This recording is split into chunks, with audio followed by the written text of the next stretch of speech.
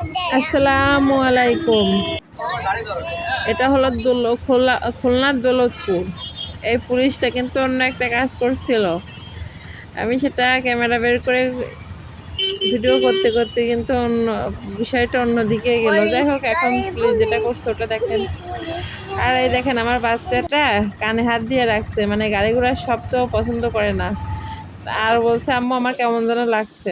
যাই হোক, এটা হচ্ছে আমি মাংস রান্না করছিলাম কয়েকদিন আগে, সেই ভিডিও। সেটা হচ্ছে আর কি এখন আপনাদের সঙ্গে শেয়ার করছি। আর হচ্ছে কি, আমি তখন বোনের বাড়ি যাচ্ছিলাম, সেই রাস্তার থেকে ভিডিও আপনাদের সঙ্গে একটু আগে দেখালাম। ওই সম্পর্কে আপনাদের আমি আবার পরে জানাবো বিষয়টা। যাই হোক, আমি এখন রান্নাতে ফিরে আসি। আমি যখন ভয়েস দিচ্ছি তখন আমার মনটা বিশেষ একটা ভালো নয়।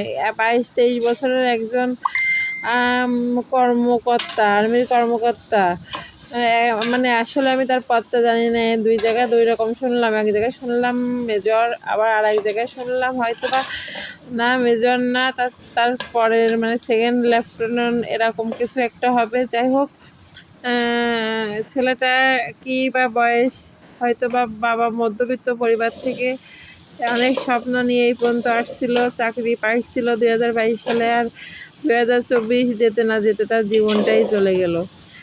হাই দেশ, হাই আমাদের অবস্থা। প্রতিদিন কিছু না কিছু শুনছি, প্রতিনিয়ত কিছু না কিছু দেখছি। কি জীবন হলো আমাদের, কোথায় শেষ হবে সেটাও জানি না। যে যার মতো করছে। ন্যায়ের থেকে অন্যায়ের কেমন যেন সমাগম বেশি হচ্ছে।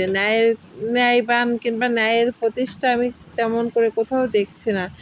যাই হোক, আমার মাংসটা এই যে কষানো হয়ে গেল। এখন বাটিটা ধুয়ে একটু পানি দিলাম, ওইটাতে মশলা নিয়ে আসছিলাম ছাদে। আপনারা তো জানেন আমি ছাদে রান্না করে, যাই হোক কষানো হয়ে গেছে। আমি কিন্তু এটাকে দমে রেখে যাব। এই যে কড়াইতে কিন্তু গরম মশলার গুঁড়িগুলো দিছি। এখন এই হাঁড়ির মাংস, চুলার জাল শেষ হয়ে গেলে হাঁড়ির মাংস আমি কড়াইতে দিয়ে এই যে এখন আমি ডেকে রেখে যাব, দমে থাকবে।